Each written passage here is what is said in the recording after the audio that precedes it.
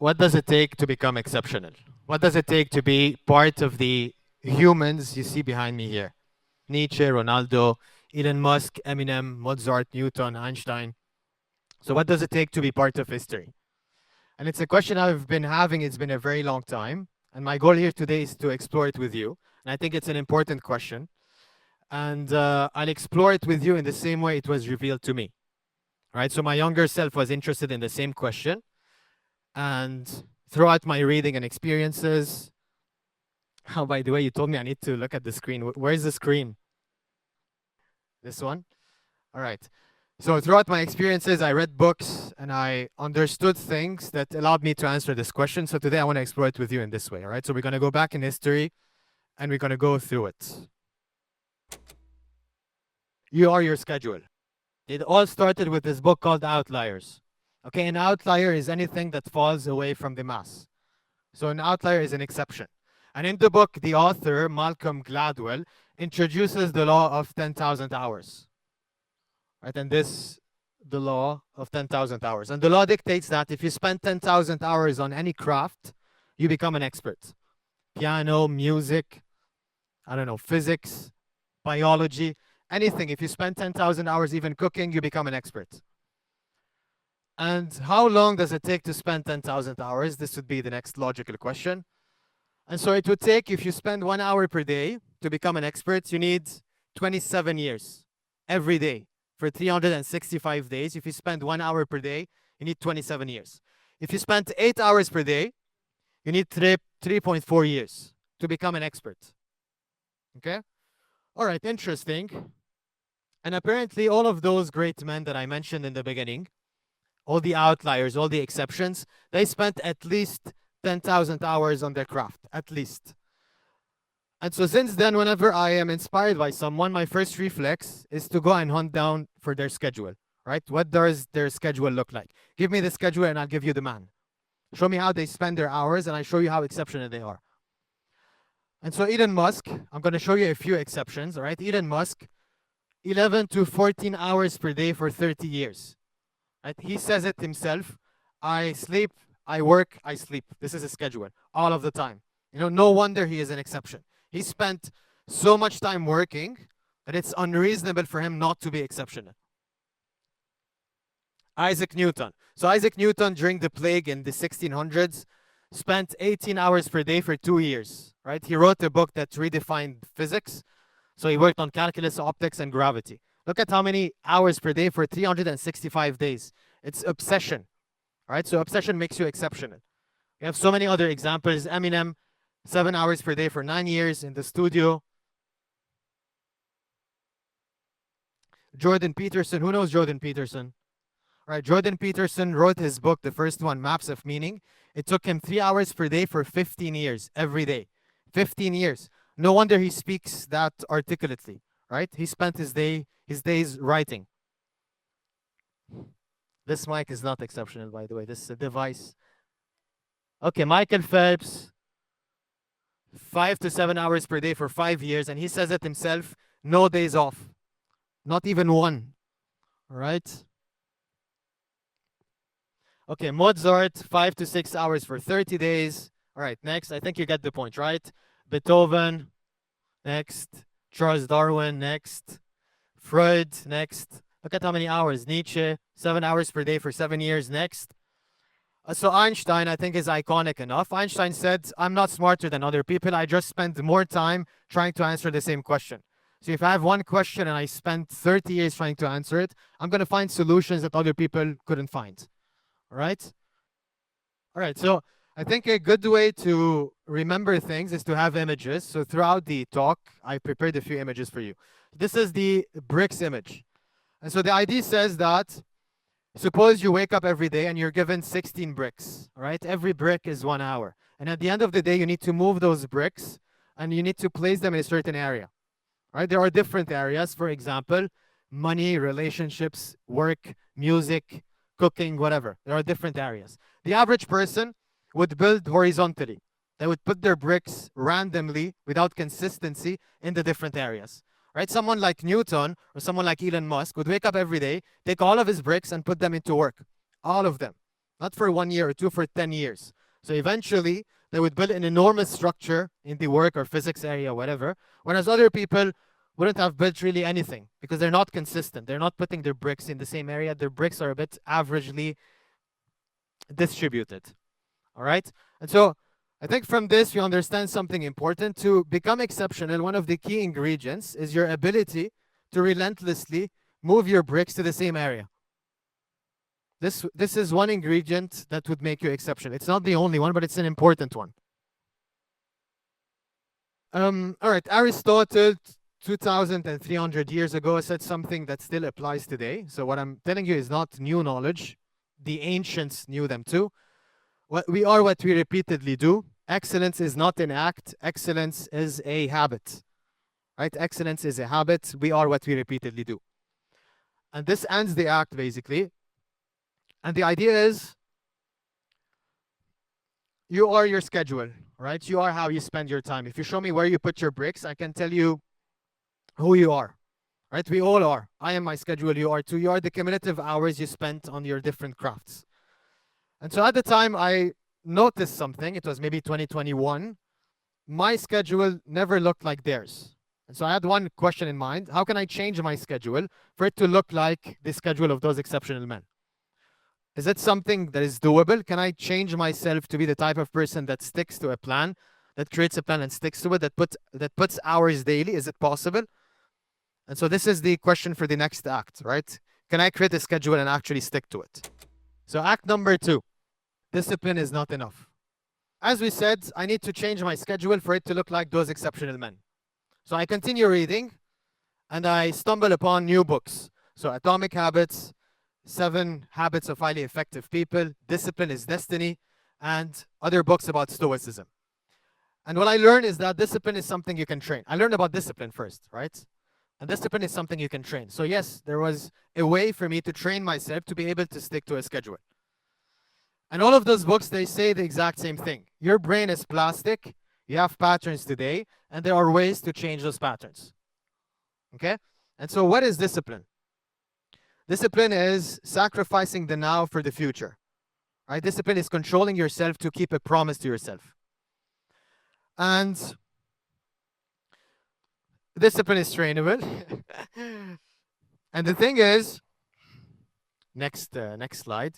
When I say this to people that discipline is something you can train, I get a lot of resistance. People tell me, no, I'm not born this way. You are born disciplined. This is not something I can do. And this pisses me off because I trained my discipline and I spent a lot of time reading books and reading about discipline to be able to build it. And so maybe the best way to explain to people today that discipline is trainable is to use science. There's a part of your brain that neuroscientists found called the Anterior Midcingulate Cortex. Right? It's a part of your brain that grows when you willingly suffer. Right? When you exercise willpower, when you exercise discipline, this part of your brain grows. And when you don't, over a very long time, it shrinks. Okay? So scientifically, there is a part of your brain that houses discipline. So don't say, I can't train it. You can train it, and it can actually grow. All right. So next slide. Okay, so I prepared a few practical ways to train discipline, things that I've used that actually work. But before this, I want you to understand something, right? To train discipline, you need to train your ability to negotiate with yourself. And that's it. It took me a lot of time to understand it, but this is discipline, your ability to negotiate with yourself. Let me give you an example. You wake up or you promise yourself you want to go and work out in the morning, all right? Your alarm rings at 6 a.m. Part of your brain wants to stay in bed, comfortable under the sheets, right? And the other part wants to keep the promise and work out. And so you train discipline only if you keep your promise. Every time you keep your promise, you're training your discipline. Every time you keep your promise, the next time is going to become easier. Not the next time as in literally the next time, after a few months, maybe after a few years, right? Go back to the bricks metaphor. The more you put your bricks in discipline, the easier it gets, the bigger the structure becomes. All right, so discipline is the betterment of negotiating with oneself. And here are 4 practical ways that actually worked with me to train discipline. Right, the first one is the negotiation log.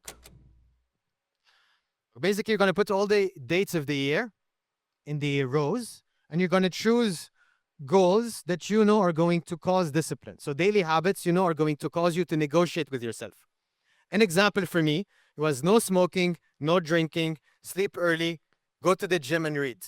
I knew that daily, if I had this list, I was going to struggle. Daily, I would have to negotiate with myself.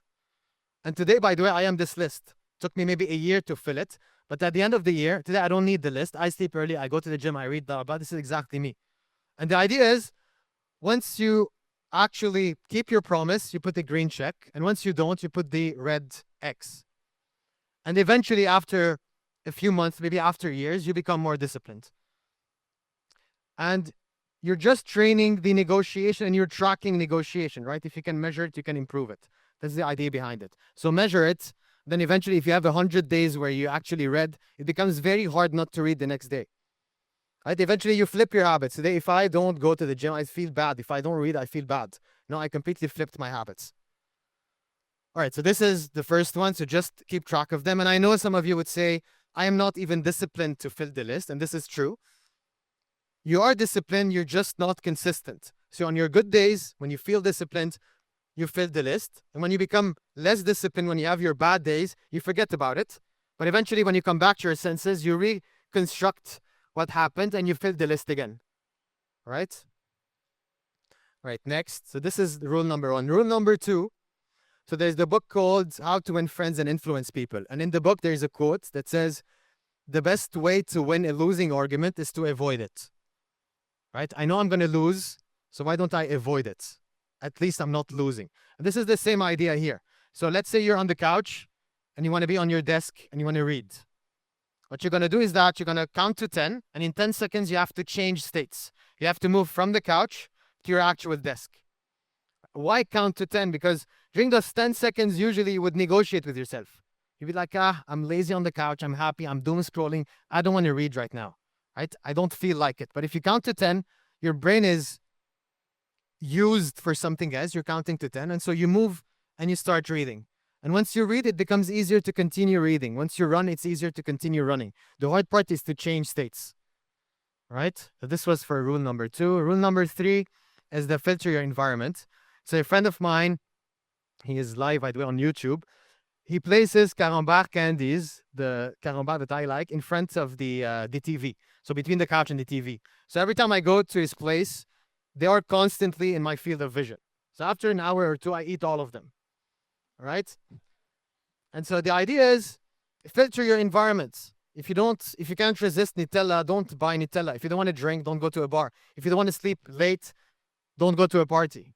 All right? So just filter your environment. This is an easy one. The fourth one, this is the most effective. It's the commander that does not negotiate.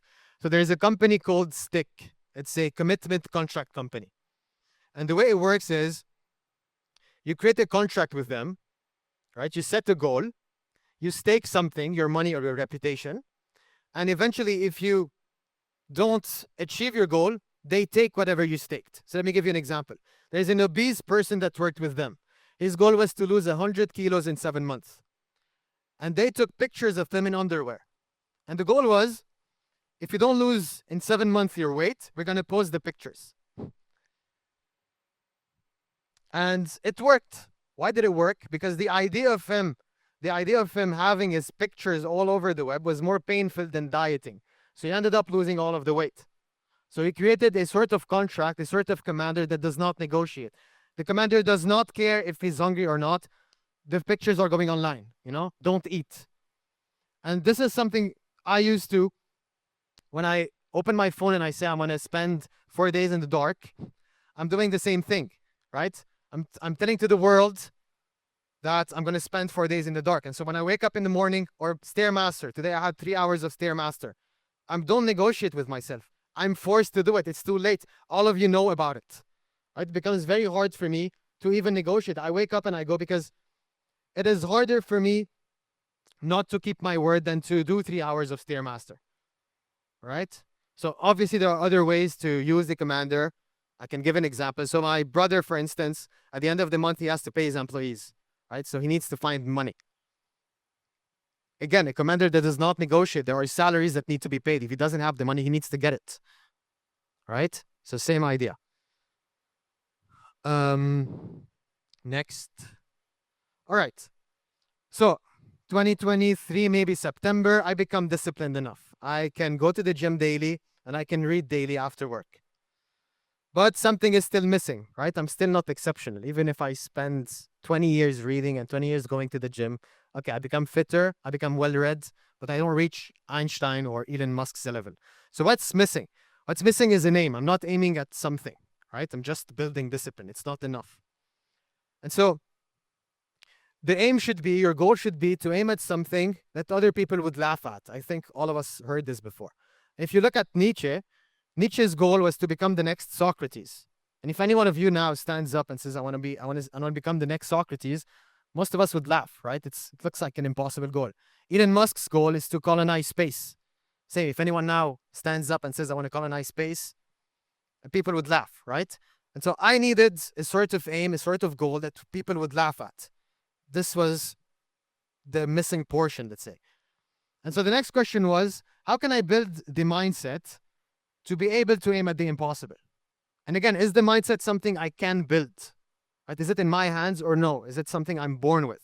This would be the question for the next act. All right, questions?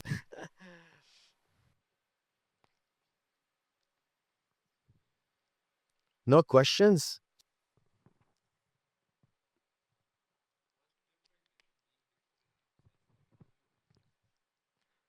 Yeah, I'm getting to that.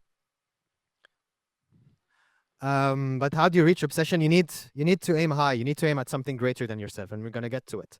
So again, discipline was very dry, right? There's no obsession. I'm literally just building discipline. That's the goal. There's nothing behind it.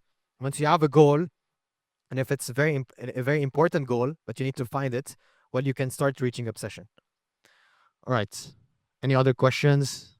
Yes.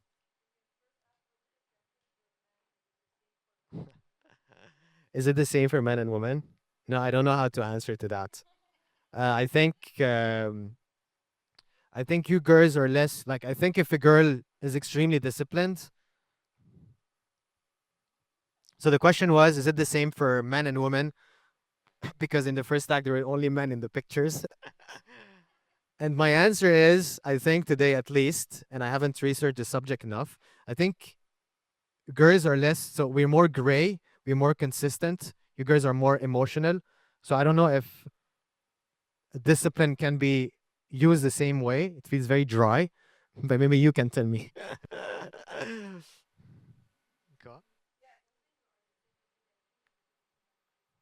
I think it needs another talk. All right.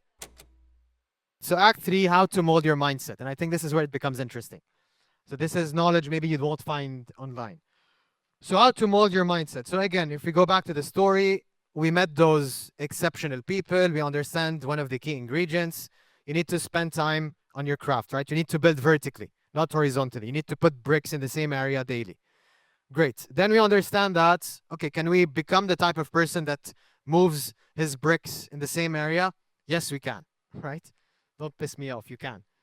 And then we realize, okay, I've built discipline, good enough, but I still don't have an aim. How can I mold my mindset, and can I change my mindset to be able to aim at the impossible? All right, so we're in maybe September 2023, so 3 years ago. It's not that much. Amazing, 3 years ago. And at this time, I was fed up with my reading, right? I read maybe 80 books, and I couldn't remember any of them. I remembered maybe a few ideas from the books, but that's it. And I wanted to remedy that. I wanted to find a solution for that. And so I started a book called Building a Second Brain. Anyone knows what's a second brain? Okay, so this is the first brain. All right, this brain. This is made for processing, and then you build the second brain. And the idea of the second brain is that your first brain does not remember. There's even a book called The Forgetting Machine. So your brain is a forgetting machine. People that remember everything end up killing themselves. They remember every conversation, every emotion, every trauma, right? So a healthy brain forgets. So to find a solution for that, you build something called a second brain, which today can be a digital notebook, so notes on your phone or Obsidian or Notion, where you keep your most interesting thoughts. That's it. This is the second brain. And the book gives me something very important. So I read the book, and in the book, the author says, Tiago Forte, he says, when you read something, you are going to forget it, right? Maybe not after 2 weeks, but after a few months. For you not to forget it, you need to read it, write it, and then explain it to someone. And only when you close the loop would you be able to retain the information better. Right? If you only read it, it's going to go. And I think for the people who read, I think you can agree at least. What you keep in mind are the things that had an emotional impact on you. All the rest you forget. Okay, interesting. Your brain is a forgetting machine, right? Read, write, explain to retain knowledge. So I finished this book September 2023. Great. I learned this new tool, and I start my first philosophy book. And on this book, I use the second brain methodology. So I dissect every sentence, I understand every word, and I interact with every idea for the entire book. And I don't read the book once, I read the book over and over again. Right? So I started, let's say, seeing knowledge as scarce, not as abundant. All right, so I start this book from Marcus Aurelius. Who knows Marcus Aurelius? All right, so for those of you who don't know, Marcus Aurelius was the Roman Empire. He was a Roman Empire, which meant that he had absolute power, right? He had power over everything he saw and over everything his subjects saw. He could do anything. He could drink himself to death. He could kill everyone in the empire if he wanted to, right? He had absolute power. And they say power corrupts, right? Well, absolute power corrupts absolutely. And Marcus Aurelius had absolute power. But Marcus Aurelius was a philosopher. And he was a Stoic philosopher. And Stoicism is a branch of philosophy. And the main ethos, the main core, one of the main principles is self-control. And Marcus Aurelius, because he had that much power, was the final boss of self-control. All right?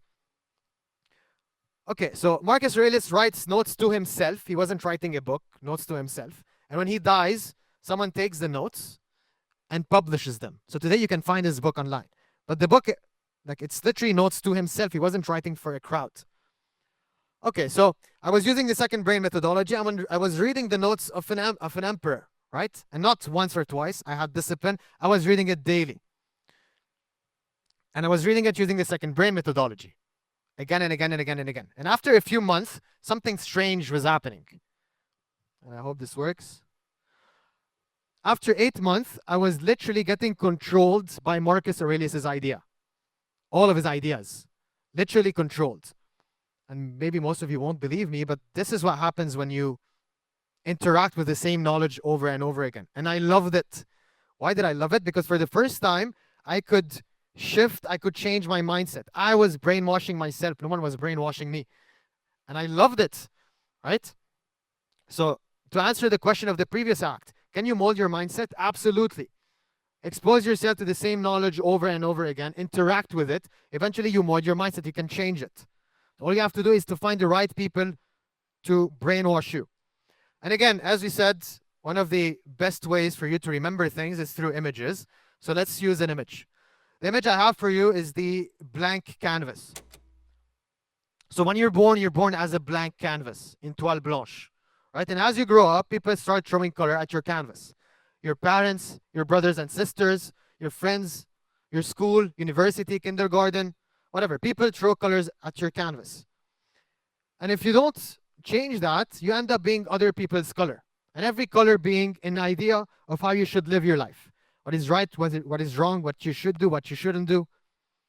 And you have control over your canvas. So if you do the second brain methodology on a philosopher like Marcus Aurelius, and assume Marcus Aurelius is a blue color, you start spamming, you start throwing the blue color on your canvas. Eventually, the overall canvas becomes more blue, right? You have control over your canvas. And similarly, if your environment is toxic, if your friends are toxic, if you keep on doom scrolling, if you watch porn, well, you start interacting with colors that are extremely toxic, and so you become those colors. Right, so it goes both ways, right? So this is number one, canvas. You are your canvas. Pay attention to which colors are getting thrown at your canvas. And the second idea is a book. Again, sorry, too many books. It's called Think and Grow Rich by Napoleon Hill. And when I read this book, again, I forget most of it because I read it a long time ago. There was one idea that stuck. The only idea that was very absurd. The author said that before going to sleep, he would close his eyes and he would imagine himself with a council of great men. And all of those men are dead, by the way. So he would close his eyes and he would imagine himself talking to them.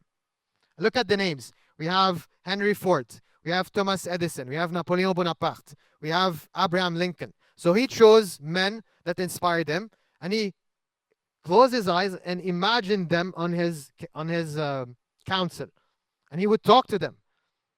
And the idea was, this is what he wrote: I would mold my character. I would change my character. I would elevate myself to their level.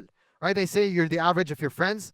That's not true. You're the average of the ideas or the minds you interact with. So if you interact with those minds, well, you become the average of those minds. And at the time I tried it, I closed my eyes, all right? I tried to imagine myself speaking to Napoleon Bonaparte. It didn't work. What was missing is that I never read Napoleon Bonaparte. I never experienced him. Well, the author experienced all of them. He read all of them, so he knew them. They were part of his canvas. So when he closes his eyes, he can actually picture them. He can actually talk to them. Right? So again, molding your mindset. This was his methodology. You can use yours, but it's the same idea. All right, so this is the end of the act. So let me conclude. Your brain is like a stomach. Garbage in, garbage out. You are what you eat. It's the same thing. You are the ideas you interact with. Okay? And you have control over those ideas. So filter your environment. Filter the pool of ideas you interact with. If something is toxic, don't interact with it. You know, you can choose the right pool. You can choose the exceptional people that inspire you to make sure that you can elevate yourself to their level. But again, cool. I know how to change my mindset. It's 2024 by then, but I'm still not exceptional, right? What is missing? Well, what is missing is two things. I don't have an aim yet. I don't know what to aim at. And I don't have the guts to aim at the impossible. Who am I to aim at the impossible? And those are the two questions for the next act. All right. Any questions?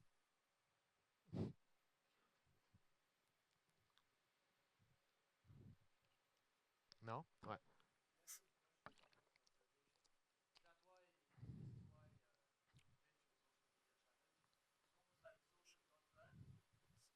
Exactly. This was in Act 2, I think. But yeah, exactly, of course. Um, and I think you should try it too. So it started with the marathon. I was injured and I went to it. And I told too many people I was going to do it. So it was too late. I had to run it. So I went there and I ran 15 kilometers in pain. And then I finished it. And I realized what made me do it is that I told too many people it's too late. And so use a bigger challenge, use a bigger crowd, and you can reach even further. Any other questions?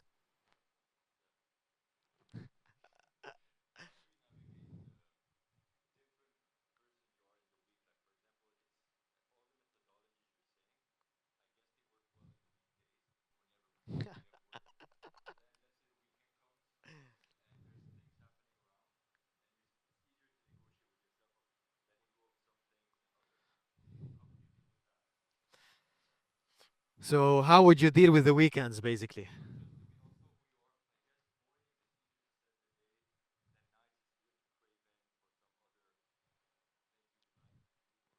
I will tell you what I did, but I don't think it would work with you. You don't take weekends. You know, it's easier. It's easier to become disciplined if you're not around people, unless you're around people that are as disciplined as you. But unfortunately, that's not the case, right? Most people on the weekends they want to drink, they want to go out, blah blah blah. So, but I'm sure there are people who reach exceptionality. Well, I'm not sure though. Yeah, of course it comes at a social cost, but we go back to obsession, right? All those people are obsessed. When you're obsessed, you don't go drink on the weekends. You don't go see your next set until 6 a.m. You know, it doesn't work. You wouldn't imagine Einstein playing paintball, right? It doesn't fit. Einstein, you would imagine him, I don't know, maybe talking to other physicists on the weekends or reading or writing. But again, maybe the people that inspire me are writers and scientists. Maybe you should check who inspires you. Maybe it's the same people, I don't know. And check how they spend their time. But yeah, I don't think alcohol fits. Yes. Sure. All right. Okay. Yes.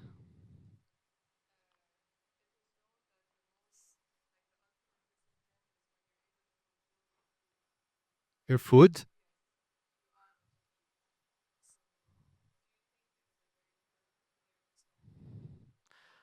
Your food. I will tell you what happened to me. I don't want to generalize, so I'm gonna speak about the personal experience. So the question is, um, are food and discipline linked? I think health and discipline are linked. Are linked. So I had a yoga session with Naila on Thursday. All right, and I usually sleep at 10 and a half. But the session was too intense, so I slept at like 2 a.m. And the next day I had cravings. I wanted sugar. I wanted to, I don't know, I want to stay on my phone. It was very hard to stay disciplined. And so for me, health and discipline, they go hand in hand. Like a lot of people, I think, they live their lives with suboptimal brain efficiency because they wake up, maybe they eat too much sugar, maybe they don't sleep enough, maybe they've drank alcohol. So their brain is foggy. You can't do anything with a foggy brain, you know? And once you operate at a level where maybe you sleep at the same time, you eat the same food, or at least the same categories of food, and you have control over your body, you realize how hard it is to be disciplined or to aim at a goal that is impossible at least and not pay attention to your health. Doesn't work for me at least. This is why I link my sports to my discipline a lot. Does it answer the question?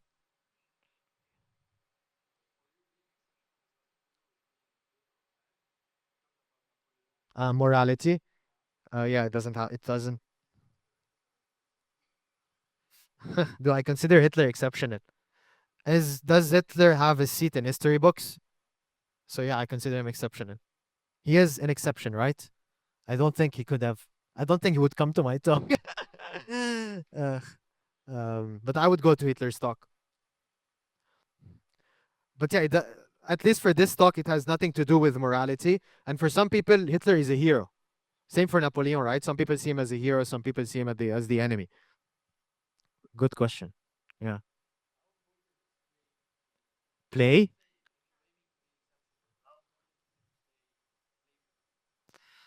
Uh, I think with expertise. So the question is, how important is play? I think with when you become an expert in something, you can become playful with it.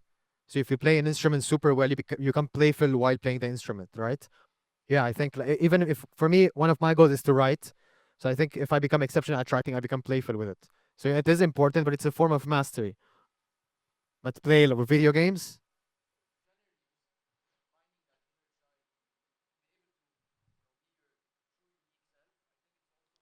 of course it is. And it's not part of this, but it's very important. I think if you want to aim at the impossible, you need to find what your inner child wants, you know? And there's something that Schopenhauer says. He says, you can do what you will, but you can't will what you will. You can do what you desire, but you don't choose what you desire. I can't be an amazing cook. I don't like cooking. You know, even if I'm the most disciplined person in the world, I don't like it. So it's not in line with who I am. And I think if you find the thing that is the most in line with who you are, yeah, maybe it becomes very playful and maybe it allows you to be exceptional.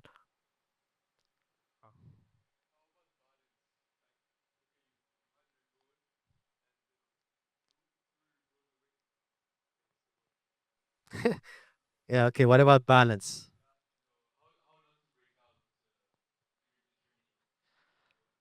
How not to break out?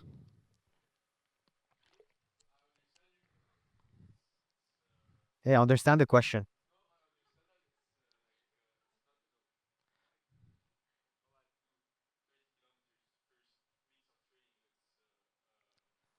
Yeah, cumulative increase in distance is gradual. All right, so yeah, first, very good point. It is gradual, so you don't go from not being disciplined at all to being the most disciplined person in the world. This is one. Second, I think balance is the wrong word because balance is, so I am balanced. I do the same things, right? I do sports, I read, I work, I have a full-time job, and I post content. Those are my four categories. And if you meet me in my day, this is what I would do. The exact same four activities, but I have balance. I'm not gonna break, right? I am at peace with those four activities. No, so they balance themselves. What you mean is moderation, maybe. No? Well, I don't think you can be moderate and be exceptional. I think if you want to be exceptional, you need to spend your time exceptionally. So you can be balanced, but you can't be moderate. Moderate would be the bricks metaphor where you place your bricks and you build horizontally, a bit here, a bit there, without any consistency. This is the way I see it. If you want to build vertically, there is no moderation, right? There is obsession.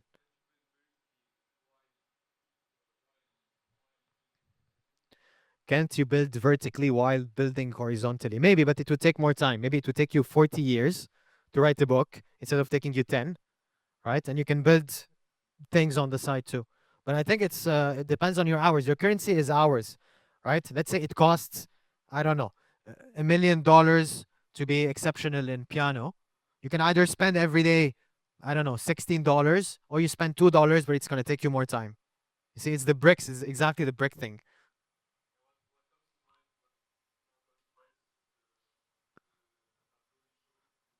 The canvas. Ah, yeah, yeah. Yeah, exactly. It is extremely gradual. And we can talk about it maybe after it. Like, I come from a very, like, today I'm extremely disciplined. I think it's going to sound cocky. I think I'm one of the most disciplined person on the planet. Maybe I'm delusional, but this is really what I think. Like, I spend all my, maybe not here in Lebanon, by the way, but when I'm in Paris, I spend all my hours, all of them, in the same buckets. But it took me a lot of time to reach it. And we can talk about it and how I built it. And maybe the Ironman was the final test. When people asked me, why are you doing your Ironman? My answer was, this is my final test of discipline. This would prove that I'm disciplined enough. Today, discipline is second nature, and we're going to talk about it too. Yes, I will talk about it. All right, no more questions. Yeah, I need to look at the camera. Okay, it's fine. So let's go back to the storyline, okay? So to become exceptional, you need to build vertically, right? You need to put your bricks daily in the same area. Amazing. You can do it through discipline. You build your discipline. Your brain is plastic, right? Then we have can you mold your mindset? Yes, you can. We have the canvas metaphor, right? You start drawing the same colors. You have the second brain methodologies if you write or you read. So you need to read, write, and explain. Okay, and at this point, I was disciplined enough and I was obsessed with Stoicism. So Marcus Aurelius, Seneca, and Epictetus. I read them daily. Right? And maybe I read Marcus Aurelius, I don't know, maybe 6, 7 times. And I can show you my notes of Marcus Aurelius, which were the very first note I ever took. All right, so now we have the fourth act, which is aim at the impossible. Right? The problem we had is that we had no aim. This was the first problem. And the second one was, okay, even if I have aim, how do I aim at the impossible? This is the problem we have. I don't want to aim too low. I want to aim extremely high. I want everyone to laugh when I state my goal. So, all right. So I was reading, as we said, Stoicism, right? And we said Stoicism, it's a branch of philosophy. One of the main ethos, one of the main principles is self-control. Stoics believed in peace, in inner peace. For them, the final goal is to reach inner peace. So if you're ambitious, you don't have inner peace. If you're ambitious, you're lacking. And all of them say this in their book, all the Stoics. If you're ambitious, you're lacking. So when I was reading Stoicism, I was eating up my ambition. It was very frustrating because I felt I had a lot of potential left, and it was too early for me to strive for peace. I'm 20, whatever, 28, 27 at the time. I can't do that. Like, I need ambition. And so it was time for me to leave the Stoics and to find people that were way more ambitious. This is where I finally find Nietzsche. Exactly. I post so much about him, so you should know how obsessed I am with Nietzsche today. So I found Friedrich Nietzsche, and Friedrich Nietzsche is not about self-acceptance at all. For him, peace is like, if you aim at peace, you're killing yourself, you're castrating yourself. You need to aim at self-overcoming. For Nietzsche, being human is not enough. It's not the final form. You can reach other forms, right? So it was time for me to leave Stoicism, and I went to hunt down for other philosophers, and I found Friedrich Nietzsche. And this is where everything fucking changed. Literally everything changed, and I will tell you why. So I started doing to Nietzsche what I was doing to the Stoics. Right? I was reading him daily using the second brain methodology. And just to show you what kind of software was getting installed inside of my mind, I chose 3 quotes that I think summarize well his philosophy. Not his philosophy, but at least the part of his philosophy that allows us to answer the question of this act, how to aim at the impossible. Okay, so Nietzsche controls me. This is not me, obviously. All right. So number 1, what is happiness? For people, happiness is relational. Right? Someone loves me, I love someone, I'm surrounded by my family, I'm surrounded by my friends. Not for Nietzsche. For Nietzsche, happiness is overcoming a challenge, overcoming a resistance. This is how he defines happiness. You read this once, nothing happens. You just read it, your life didn't change. But if you read this philosophy daily for years, well, you start feeling happy when you overcome a challenge. Right? So this is part 1, or at least one of his ideas. Number 2, and this is, I think, very important for this act. He says, if something seems impossible, it is not a reason for you not to pursue it. It is the exact reason for you to pursue it. So in other words, if you have 10 goals and 9 of them are possible, choose the only one that is not possible. Impossibility is the invitation. Wow, impossibility is the invitation. This is exactly what I was searching for. You know, the author allows me to actually aim at the impossible. Again, you read this once, nothing happens. You read this daily, you start doing 24 hours on the Stairmaster. All right, you start searching for impossibility. So this is idea number 2. Idea number 3, he says the strongest and the most intelligent men find their happiness where others find disasters. This is another definition of happiness. So happiness isn't only overcoming a challenge, it's a challenge that makes other people miserable, that would crush other people. So go hold the biggest rock, a rock that would crush someone else. This is happiness. You know, find a burden so fucking challenging that no one else can hold it. And he continues, he says, in those people, in the strongest and most intelligent people, discipline is second nature. Nietzsche never mentions discipline in his philosophy. For him, you already have it. See the difference? In Stoicism, they speak a lot about discipline and how to actually have discipline. Like Marcus Aurelius says things like, a bee wakes up every day and serves her queen. Why don't you wake up out of bed? You know, like this is something he says. Nietzsche would never say that. For him, it's like second nature. You already have it. Aim higher. You're not born to do nothing. You're born to aim at the impossible. You're born to achieve things. Again, you read this once, nothing happens. You read this daily. You start going on the Stairmaster for 24 hours. All right, so I was reading Nietzsche for a very long time now, and unconsciously I was searching for impossible goals. I was craving for it. Give me something impossible to aim at. I need it. And I talked to a friend, and he mentions Ironman. What is an Ironman? I ask him, and he tells me you need to swim 4 kilometers in the sea, cycle for 180 kilometers, and do a full marathon. And I was like, okay, good, sign me in. How, you know? Why? Because I was searching for the impossible. And if you look at the motto of Ironman, is literally anything is possible.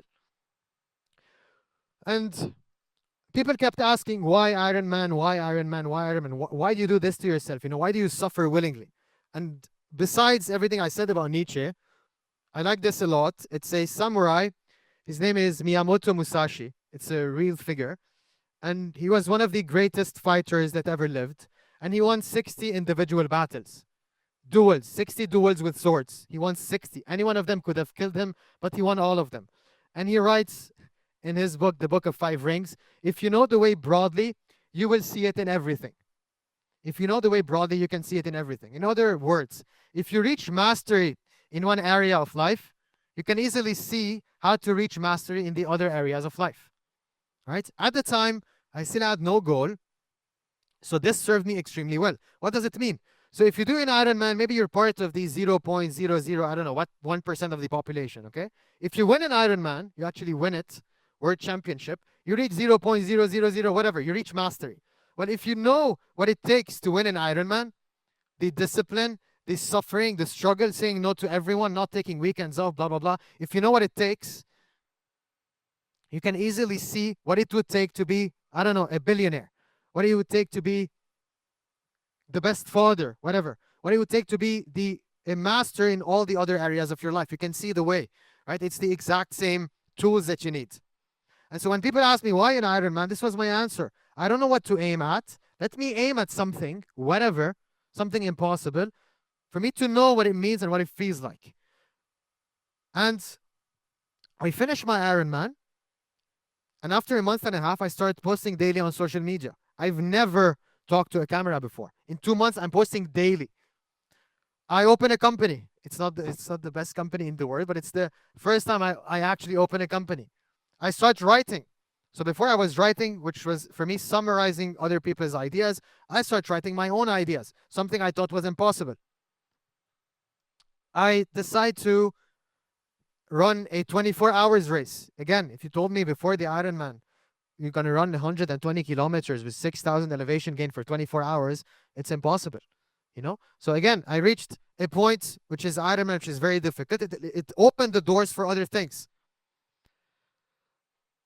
And so to answer the two questions we had at the beginning of this act, what to aim at? So some people are born with a purpose, right? Some people know they want to be singers, they want to be writers, they want to be physicists. I never knew what I wanted, right? I don't have a purpose, I don't know. And most people use this as an excuse. I don't know what to aim at. I'm not going to aim at anything. I'm going to stand still. But the idea is, as you walk the path becomes clearer. As you walk the path reveals itself to you. And so think about it this way. You're in a labyrinth. Once you get out of it, you can find your purpose. How do you get out of a labyrinth? Well, you need to try things, right? You need to try this way. Even if it's the wrong one, at least you've tried it. You know that you're not going to walk this path again.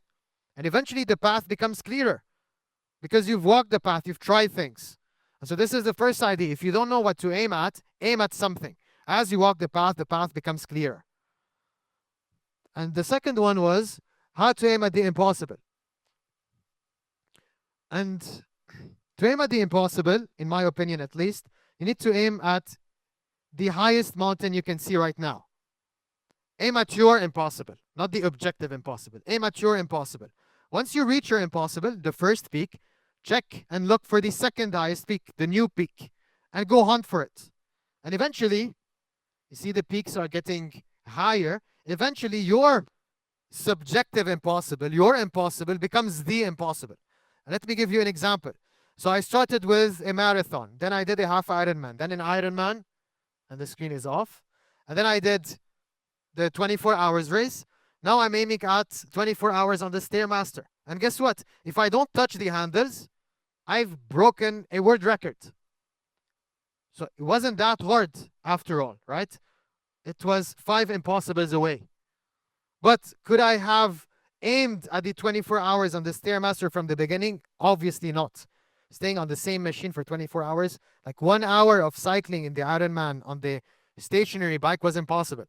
So the idea is simple. Aim at this, keep on aiming at the subjective impossible until your subjective impossible becomes the impossible. Unless you have the mindset to aim at the impossible directly, which I didn't have at least. All right, Act 4 is finished. Just let me end with this and then I can take questions. Don't be me, be fully yourself. All right? For me, it's reading, writing, and Nietzsche today to mold my mindset, and sports, right? Again, the samurai thing, if you know the way broadly. So through sports, I'm able to aim at the impossibility in other areas of my life. You don't have to do the same. You can mold your mindset differently. You can use Jesus, right? You can go to Bible studies. You can have, I don't know, a mentor that believes in you so much that he's going to pressure you. You can have, I don't know, whatever. You choose you. You can listen to YouTube videos. You don't have to read and write. You choose the way, but the underlying principles are the same. If you don't have discipline, you're not going to make it. It's impossible. You need to move your bricks in the same area. It is a necessity, right? This is for discipline. If you don't have the mindset, or if you don't know how to mold your mindset, you need to learn how to do it. Again, for me, it's reading and writing second brain methodology, whatever. You choose your way. But again, the underlying principle, the underlying ingredient is the same. You need to know how to affect your own mindset. Then you have the mindset, you know how to forge it. Good for you. You don't know how to aim at the impossible yet. Maybe you do, but if you don't know, aim at the subjective impossible long enough until the subjective impossible becomes the objective one. And that's it, right away.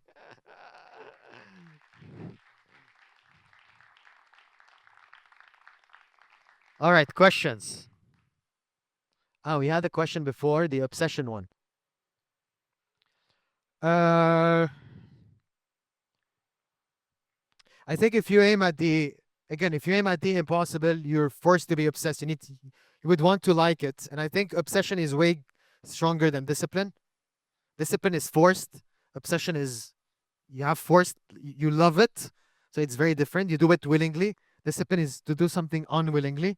So I think if you reach a point where you're obsessed because you found the right thing to aim at, I think you've won the lottery, basically. You know, yeah, you're on a train for exceptionality. Yes.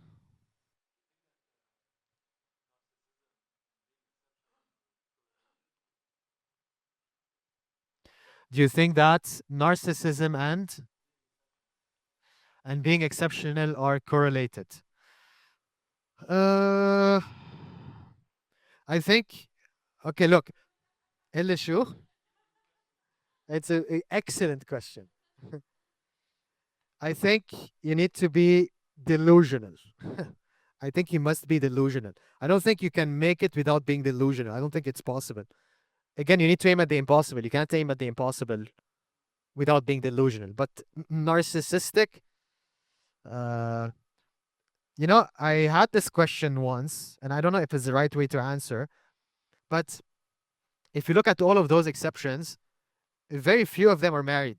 Very few of them are in a relationship. And I think when you're not with someone, if no one loves you in a way, you're forced to love yourself.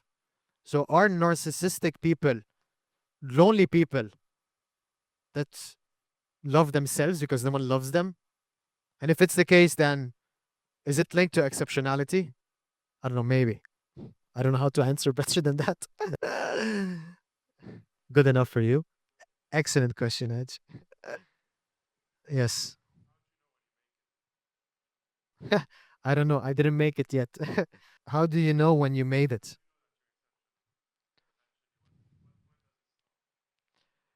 Nietzsche died without being exceptional, by the way. No one knew about him. But you know, when he wrote things like, the word is not ready for me yet. Some people are born after their death, which is very interesting, no? He wrote this with complete confidence, which is exactly what happened to him. So I don't know how you know that you made it, to be honest. I think if it's not the news and whatever, you know, clear signs, I don't know. Do you know? No. Yes, other questions. What's your aim? I didn't want to say it, but I'm gonna say it. My aim is to have a seat in history books, and I hope you laugh at it because it makes it an amazing aim, right? At least I'm aiming high enough.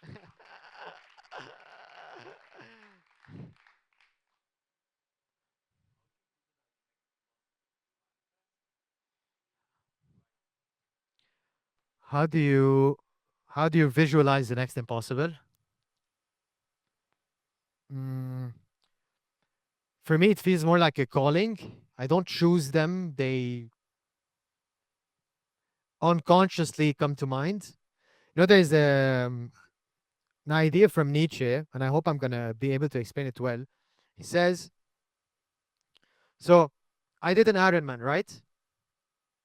And because I'm aware that I made a decision, I decided I'm gonna make an Ironman, and I made it. So I take all the credits for it." Nietzsche says, "What if the choice was already taken? What if unconsciously you were already ready for an Ironman, and you only became conscious of it at that moment? And so I think unconsciously you will be ready for the impossible, and I think it will come to you rather than you going to it. Like I don't even know how I choose my goals. I don't know how I chose the 24 hours. It felt impossible. It still feels impossible. Like I did 5 hours and a half. It's very hard. I don't know how I'm gonna do 24, you know? And this is amazing. I love it because it seems impossible. But I think they come to you, and maybe it's through the philosophy I read, right? Maybe because I keep on, for me, it's a sort of manifestation. Like it's very idealistic when you read Nietzsche. Aim for the impossible. You should, like, you're, being human is not the final form. It's very idealistic, right? It's not very scientific. So I think it's manifestation in a way, but I think it comes to you more than you choosing it. This is the way I see it. Yes. Excellent question.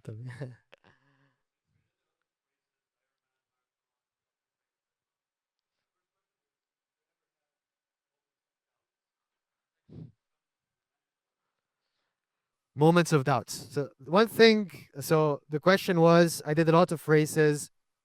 Do I have moments of doubts? The thing is, the more you achieve things, the less doubt you have. So I had this talk today, right? It's stressful. But I already gave classes at the Red Cross, right? I give 60 hours training. I give classes to universities, students, master's students in Paris. So I was already in this spot. So just the fact of me knowing that I did well then gives me the confidence to have less doubt.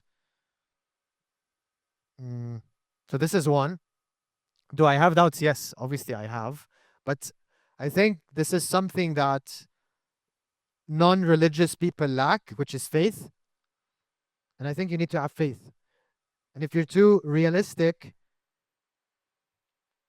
I think having faith is very hard. So yeah, I think you need to have faith, and I think you need to achieve enough for it, like to erase the doubts, basically. But I still have doubts today. Of course, today I had 3 hours. By the way, it felt like hell. And every time I was like, "Fuck, I still have 21 hours." But I have faith. I made a plan. I'm sticking to it.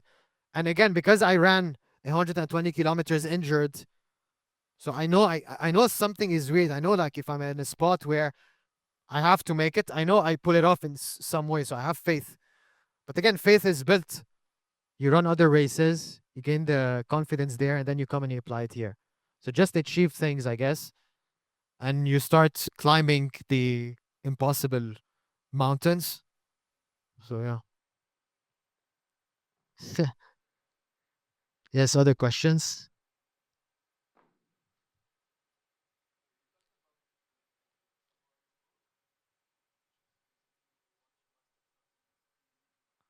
It's easy to see the way to mastery in the other areas.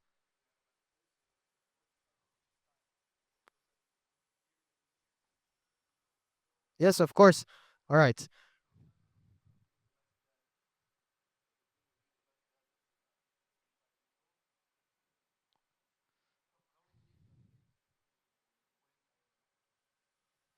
Okay, so the question is, and let me know if I'm right. So the samurai thing, if you know the way broadly, you can see it everywhere, right? So this is the quote.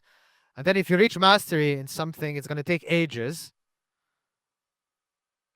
And the question is, I'm not sure what the question is. Okay, it's going to take ages to reach mastery in the other areas of life, but you also are constricted with time, right? So can you achieve everything? Of course you can't. And I think when you reach exceptionality, you can see the way to reach exceptionality in the other areas of life, but it doesn't mean that you're going to do it. You can't do it. You can't split yourself in so many different ways. And I think today, again, my aim is extremely high. My aim is to reach history books. I feel I know how important time is. It stresses me. The fact that time is so, it flies. You can't take it back. So yeah, of course, I think completely aware of that. So no, you can't achieve mastery in everything. You have to choose a few things, and I think it's better this way, right? You can choose three things and become a master in them. So you build vertically, at least three big vertical towers, instead of choosing 20 things and not being exceptional in anything. Yes.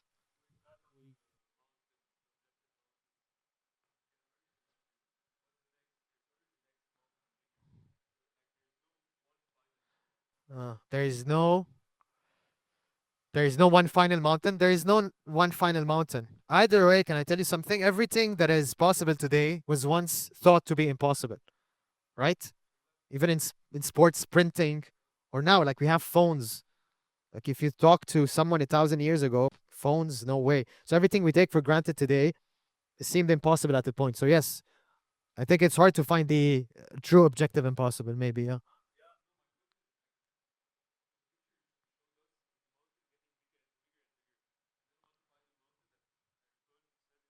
The objective impossible. Maybe for everyone in your lifetime.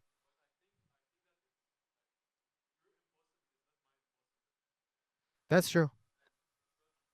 But I think it depends on I think it depends on the category. If you're talking about sprinting, maybe humanly there is a limit. If you're talking about art you can't reproduce. There's never going to be another Nietzsche.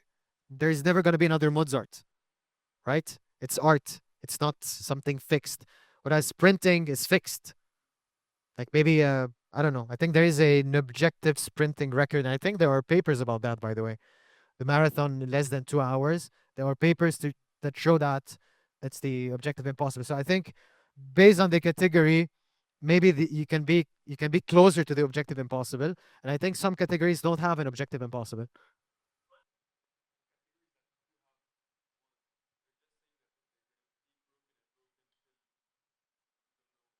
Which categories? My categories?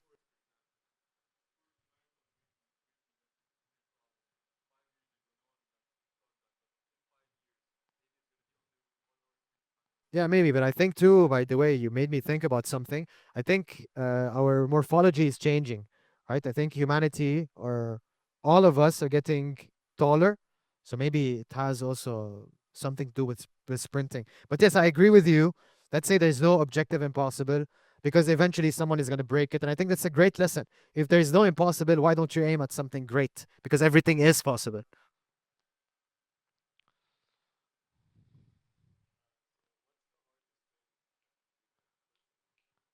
For me, the hardest thing, the 120-kilometer race.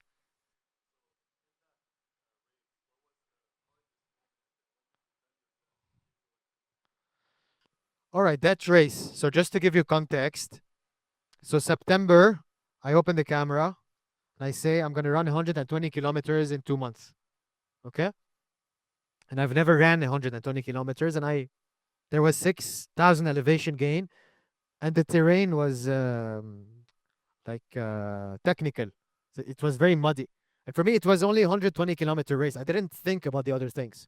Anyways, 15 days in, I run maybe 50 kilometers and I get injured.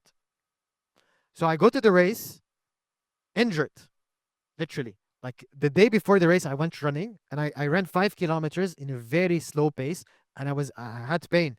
So I go to the race injured.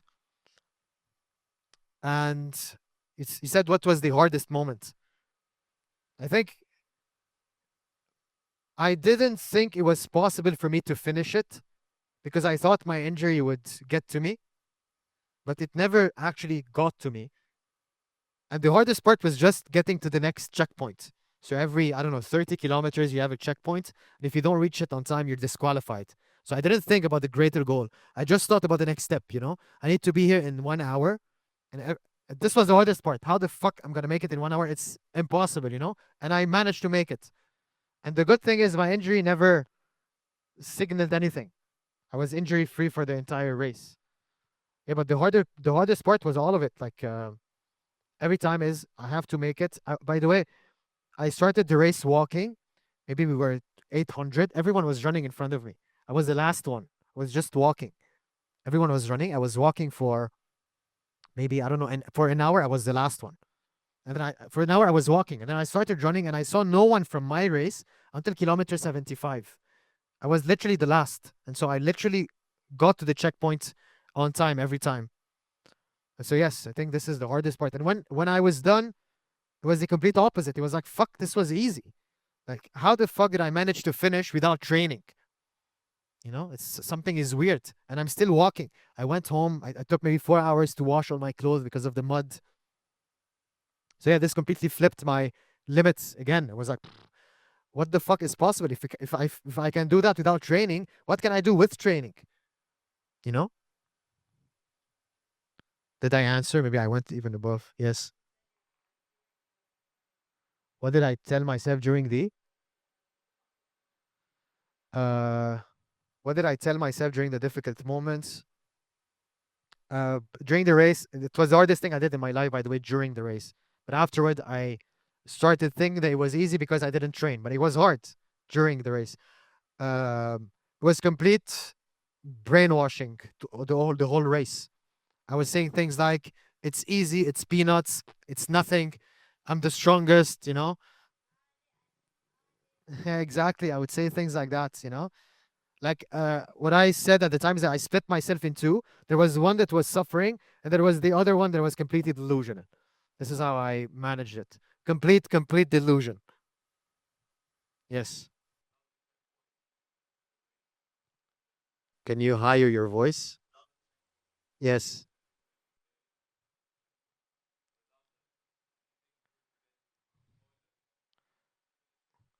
Without the checkpoints, would it have been harder? No. Something I learned during my Ironman, when you run those long races, you need to divide them in your head. So one good strategy is the midpoint. You see it like you climb and then you go down. When you reach the midpoint, you're like, I'm done, you know? Uh, and then maybe you split in 120 kilometers every 20 kilometers. So you only think about the first 20. And then you only think about the next 20. You don't think about the whole race. If you think about the whole race, you're never going to finish. You can't think now. It's as if you're seated, you have to wait 6 hours, and you're like, okay, 1 second is off, you know? You can't. You need to think, maybe it's not the same example, but you think about the next 10 minutes at least, you know, step by step. Goggin says something very interesting. Can you make another step? Ask yourself this question. Yes, make it. The moment you can't, stop. But can you make one step? You know, this is the way you divide the race at least. Yes.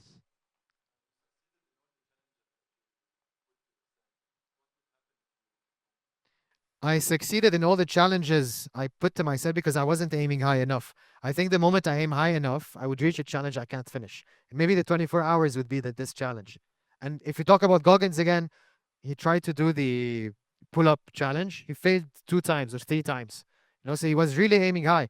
Maybe today I don't have the guts to do it. Maybe I would finish the 24 hours easy. I don't know. But if I do, then imagine the next one. Yes. Would I do it again? If I fail the 24 hours, would I do it again? I want to say no because I'm gonna finish it. I don't know.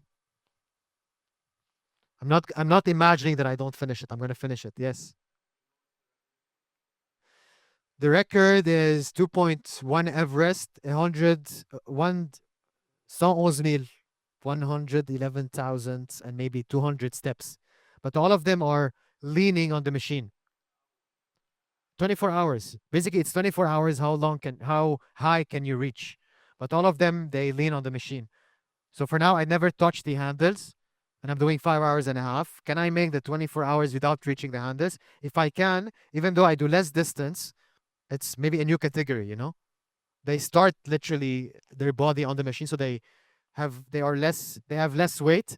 And maybe for this question, when I was running the 120 kilometers, so I saw no one from my race until kilometer 75. And then I met a few people. And every time we would go on the incline, I would destroy them. And when we go to the decline, they destroy me. So I realized I'm good with the incline. So why not do the 24-hour challenge? You know, I'm smaller, I'm lighter. So maybe I have an advantage for the first time in sports over other people, you know? So maybe this would allow me to break records other can't because they're taller, they weigh more. How am I training for the 24 hours on the Stairmaster? So I opened Claude, by the way, ChatGPT, whatever. So I use the same training methodology that I used for my Ironman, which is you increase the volume by 10% per week, and on the fourth week, you deload. You reduce the volume by 50%. And you keep on doing this. So eventually you have a line of the volume of Stairmaster per week. And the goal is usually the last week of the peak of your training, you have 24 hours in it. But I'm not going to reach that because it's too much, you know. So I'm going to stop at 8 hours in one single day, and then I'm going to attempt it. But yeah, 10% increase deload, 10% increase deload. And then the last 3 weeks, you have something they call tapering. So you completely reduce the volume, maybe 80% for 3 weeks. And then you start feeling like you're injured for 3 weeks, but it's normal. And then you reach the race and like your body's craving for it. And you do 24 hours easily. Yes. Okay, I never call it. So, how often do you encounter failure? I don't see it as failure. Failure makes me stronger, gives me energy. If I play a game and I lose, yes, thank you, I'm losing. Because if I win, what's the point of winning? What's the point of playing? So I don't see it as failure. I see it as training. And if you want to call my training failure, I encounter failure all the time. Like for me, the hardest thing is to write. I'm still struggling until like today. I still struggle to write. It's very hard to sit down and to think authentic thoughts, not thoughts that come from other people. And so every day I write, and every day I sit down and I try. And it's still very hard. But again, bricks. The more I do it, the more easy it gets. But again, this is failure for you, but it's training for me. Failure how?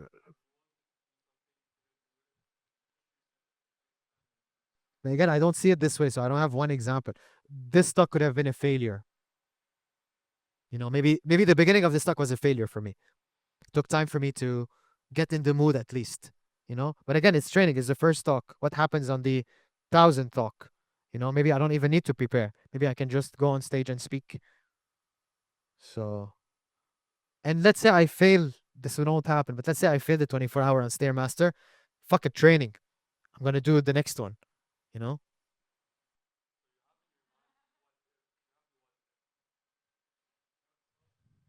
No, it's not an option. Again, you need to be delusion, right? It's not an option. So I don't think about it. I'm gonna make it, and I say it. I'm gonna make it. It's brainwashing. And once you see it, you make it true. Yeah, manifesting exactly. When I was training for the Ironman, once I heard this quote, someone said, "If you can imagine it, you can reach it." I never understood it. But when I trained for the Ironman, maybe after half of the training, half in month, maybe after 3 months, I would run, and I don't know what would happen, but I would feel like I was going under the Ironman arc, and I would feel the frisson, goosebumps all over my body, and I would scream like, I literally felt like I was going under it. So yeah, again, manifestation. I think if you can imagine it, you can reach it. That's so true. If you can imagine it, you can see the next peak. Right? I can imagine the 24 hours today. A year ago, I couldn't even imagine it. So yeah. Does it answer the question? Next.